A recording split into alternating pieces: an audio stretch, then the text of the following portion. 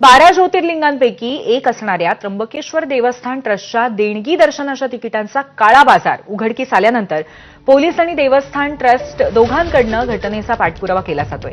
पोलिसांनी अटक केलेल्या 5 जणांची कसून चौकशी सुरू आहे। ज्या भाविकांची फसवणूक झाली आहे त्याच्याशी पोलिसांकडनं संपर्क साधला जातोय आणि देणगी दर्शनाच्या तिकिटांचा काळा बाजार करणाऱ्या रॅकेटची पाळंमुळं शोधली जाणार आहेत। तर दुसरीकडे त्र्यंबकेश्वर देवस्थान ट्रस्टकडनं ऑनलाईन तिकीट विक्रीचं सॉफ्टवेअर आधार कार्डशी लिंक केलं जाणार आहे। ज्या भाविकाच्या नावाने दर्शनाचं तिकीट बुक केलं आहे तोच भाविक दर्शन घेत आहे अशी खातरजमा इथून पुढे केली जाईल।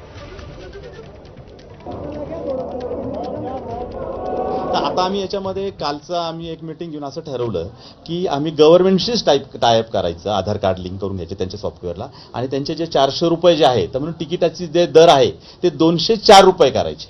त्याच्यामुळे मग ही यंत्रणा आम्हाला सुटसुटीत होऊन जाईल। कसले पैसे आकारते सर? गव्हर्नमेंट त्याच्यावर चार्जेस घेतं साधारण। ते जी काही सॉफ्टवेअर त्यांची गव्हर्नमेंटची जी प्रणाली आहे त्यांचे ते चार्जेस आहे 4 रुपये घेतात ते सगळ्या ठिकाणी।